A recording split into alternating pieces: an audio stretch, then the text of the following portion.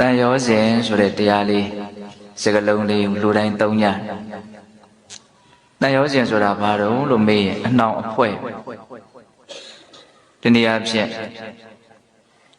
ချီနှောင်တတ်တဲ့သဘော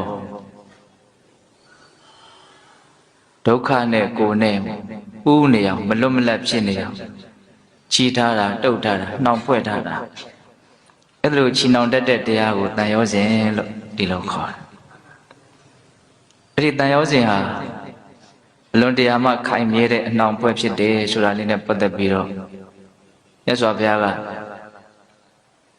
တန်နဲ့လှုပ်ထားတဲ့ကျိုးနဲ့လှုပ်ထားတဲ့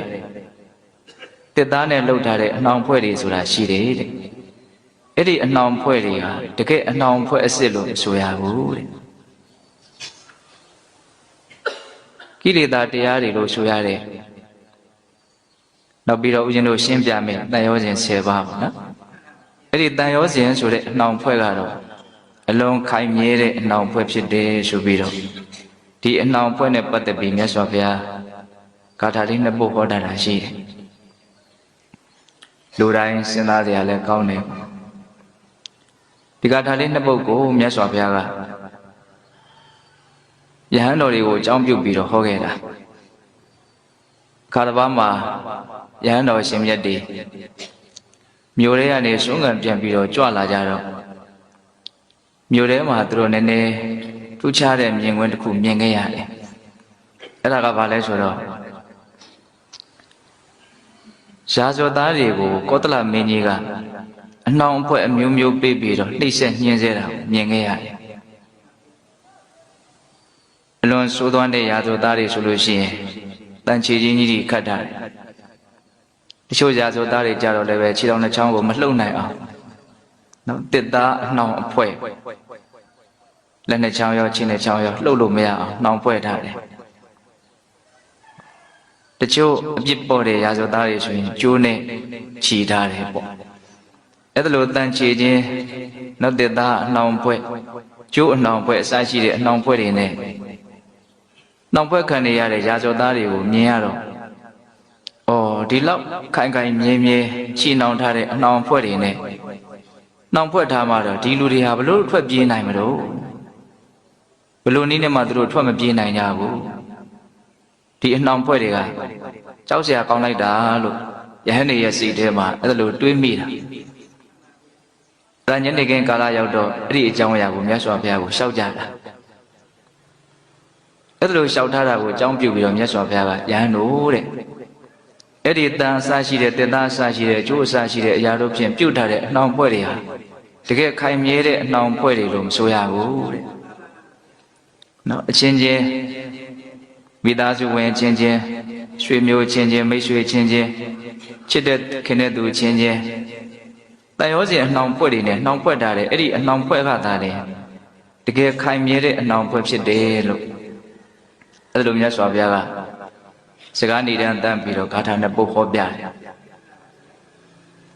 နာတန်တန်လံပန္ဒနာမဟုတိရာယထာယတန္တာရုဇပပ္ပဇင်္စတာရတရထမဏိကုံတလေသူပုတ်တေသူဓာရေသူစယာအပိခာ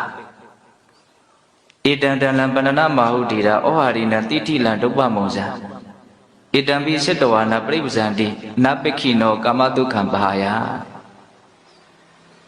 ဒိဗေကပါပြောလို့ဆိုတော့ယဟန်တို့တဲ့ယရာယတန္တာရုဇပပ္ပဇံတန်တို့တစ်သားတို့ကျိုးတို့နဲ့လှုပ်ထားတဲ့အနှောင်ဖွဲ့တွေဆိုတာရှိတယ်တဲ့အဲ့ဒီအနှောင်ဖွဲ့တွေကိုဒီတာဉာဏ်ပညာရှိကြတဲ့ပုဂ္ဂိုလ်တွေကဒလန်မြဲမြံတဲ့အနှောင်ဖွဲ့လို့နအာဟုမဆိုကြဘူးတဲ့တန်တို့တစ်သားတို့ကျိုးတို့နဲ့လှုပ်ထားတဲ့အနှောင်ဖွဲ့ကိုမြဲတဲ့အနှောင်ဖွဲ့လို့မဆိုပါဘူးတဲ့ဉာဏ်ရှိတဲ့လူတွေကဘယ်လိုအနှောင်ဖွဲ့မျိုးကိုမြဲတဲ့အနှောင်ဖွဲ့လို့ဆိုလဲ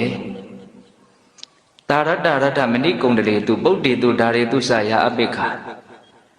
မဏိကုံတလေသူပရမညာနဲ့တောင်အစားရှိတဲ့လက်ဝတ်လက်စားတွေရဲ့ပုံမှာဆွဲမဲ့တဲ့လောဘဒီနေရာမှာမဏိကုံတလေသူကိုအဓိပ္ပာယ်2မျိုးပြောတယ်လက်ဝတ်လက်စားတွေပုံမှာဆွဲမဲ့တဲ့လောဘလို့ဆိုလို့ရတယ်လို့လက်ဝတ်လက်စားတွေဝတ်ထားတဲ့သားတွေသမီးတွေဇနီးမယားတွေလင်းယောက်ျားတွေဒါတွေရဲ့ပုံမှာဆွဲမဲ့တဲ့တန်ရောစဉ်တရားကိလေသာတရားကိုလည်းပဲဆိုလိုတယ်ပေါ့ဘ ဏိကုံတလေသူဗရမ ्या တော်ဝဆင်ရထားအပ်သောပုဒ်တိသူဓာရီသူစာသားမယားရဲ့ပေါ်မှာရာအပိက္ခအကျင့်ပြင်းထန်တဲ့ငက်ကွက်မှုဆိုတာရှိတယ်အဲ့ဒီပြင်းထန်တဲ့ငက်ကွက်မှုဟာဧတံတလံဗန္ဒနာမဟုတေတာပညာရှိတွေအတွက်ဒါဟာခိုင်မြဲတဲ့အနှောင်ဖွဲ့လို့ဆိုရတယ်ပမကံကသိကြတဲ့ဉာဏ်ရှိကြတဲ့ပုဂ္ဂိုလ်တွေအတွက်ခိုင်မြဲတဲ့အနှောင်ဖွဲ့ဆိုတာမိသားစုဝင်ချင်းချင်းညီကိုမောင်နှမချင်းချင်းဆွေမျိုးချင်းချင်းမိတ်ဆွေချင်းချင်းချစ်ကြခင်ကြတဲ့ပုဂ္ဂိုလ်ချင်းချင်းနှောင်ဖွဲ့ထားတဲ့တနည်းအားဖြင့်ဒီဒေသနာရပြောရရင်ယာအပိက္ခငက်ကွက်မှုကိုထပ်ပြီးတော့နားလည်အောင်ဘယ်လိုများရှင်းပြရပါ့မလဲနော်ငက်ကွက်တယ်ဆိုတာစိတ်ထဲမှာရှိနေတယ်မထားခဲ့နိုင်မထားရက်ဘူးစိတ်ထဲမှာနော်ကိုယ်နဲ့ဘာမှမဆိုင်ဘူးလို့လုံးမထားရက်အဲ့ဒါကိုငက်ကွက်တယ်လို့ဆိုမယ်ဆိုနိုင်ကောင်းတယ်အဲ့လိုပဲတရားဓမ္မတို့ဦးဇင်းတို့ရဲ့စိတ်ထဲမှာနော်ဒီလူကိုတော့ဒစိမ့်ပြင်ပလို့ဘာမှမဆိုင်တဲ့လူတယောက်လို့မထားခဲ့နိုင်ဘူးဒီလူကတော့ငါလူကိုယ့်ရဲ့အတွင်းလူဟုတ်လားအဲ့ဒါဘာလဲလို့မေးငက်ကွက်မှုပေါ့နော်အဲ့ဒီငက်ကွက်မှုဆိုတာရှိတယ်တဲ့အဲ့ဒါမျိုးကိုသာလေဉာဏ်ရှိတဲ့ပုဂ္ဂိုလ်တွေကဧတံတလံဗန္ဒနာမဟုတေတာခိုင်မြဲတဲ့အနှောင်ဖွဲ့လို့ဆိုတယ်တဲ့အဲ့ဒီခိုင်မြဲတဲ့အနှောင်ဖွဲ့ကိုမြတ်စွာဘုရားကစကလုံး၃လုံးနဲ့နည်းနည်းလေးထပ်ပြီးတော့ပုံပေါ်အောင်ရှင်းပြတယ်ဩဟာရိနံတိဋ္ဌိလံဒုပ္ပမုံဇံဒီငက်ကွက်မှုဆိုတဲ့တန်ရောစဉ်အနှောင်ဖွဲ့ဟာဩဟာရိနံတိဋ္ဌိလံဒုပ္ပမုံဇံ